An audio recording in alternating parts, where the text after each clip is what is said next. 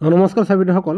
অসম চৰকাৰৰ অধীনৰ চৰকাৰী কৰ্মচাৰী আৰু পেঞ্চনাৰসকলে তেখেতসকলে OPS তাৰমানে পুৰণি পেঞ্চন আঁচনিৰ সুবিধা লাভ কৰিব কি নকৰিব আৰু এই সন্দৰ্ভত ৰাজ্য চৰকাৰৰ সদনৰ মজিয়াৰ পৰা মন্ত্ৰী চন্দ্ৰমোহন পাটোৱাৰীয়ে ইয়াৰ উত্তৰটো দিছে। হয় চাবিসকল, আপোনালোকে ঠিকেই শুনিছে। অসমৰ কৰ্মচাৰী আৰু পেঞ্চনাৰসকলে পুৰণি পেঞ্চন আঁচনিৰ সুবিধা পাব কি নাপাব আৰু ইয়াকে লৈ সদনৰ মজিয়াত মন্ত্ৰী চন্দ্ৰমোহন পাটোৱাৰীৰ ঘোষণা, আৰু সেয়া আমি আপোনালোকক ক'বলৈ ওলাইছোঁ। ইয়াত চাব, MPSৰ বিকল্প হিচাপে UPS ৰূপায়ণৰ বিষয়টো পৰীক্ষা কৰি আছে বিত্ত বিভাগে।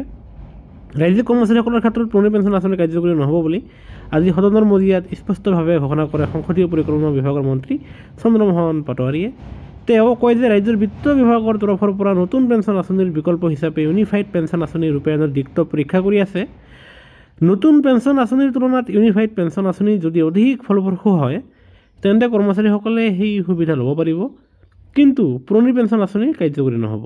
উল্লেখযোগ্য যে বিধায়ক অখিল গগৈয়ে আজি এক সংকল্প প্ৰস্তাৱৰ জৰিয়তে ৰাজ্যৰ সকলো চৰকাৰী শিক্ষক লগতে কৰ্মচাৰীসকলক তেওঁলোকৰ ভৱিষ্যত সুৰক্ষাৰ স্বাৰ্থত পুৰণি পেঞ্চন আঁচনি পুনৰ প্ৰৱৰ্তন কৰিবলৈ দাবী জনাইছিল।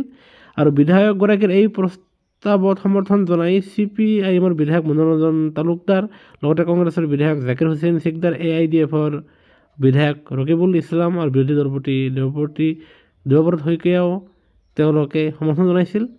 কিন্তু আপোনাৰ সদনৰ মজিয়াত মন্ত্ৰী চন্দ্ৰমোহন পাটোৱাৰীয়ে কয় যে ৰাজ্যিক কৰ্মচাৰীসকলৰ ক্ষেত্ৰত পুৰণি পেঞ্চন আঁচনি কাৰ্যকৰী নহ'ব বুলি তেখেতসকলে জনায়। সেয়েহে কৰ্মচাৰী পেঞ্চনৰ প্ৰতিটো শেহতীয়া খবৰ আপোনালোকে নিশ্চয় আমাৰ চেনেল নিশ্চয় লাইক শ্বেয়াৰ আৰু ছাবস্ক্ৰাইব কৰি নাপাহৰিব।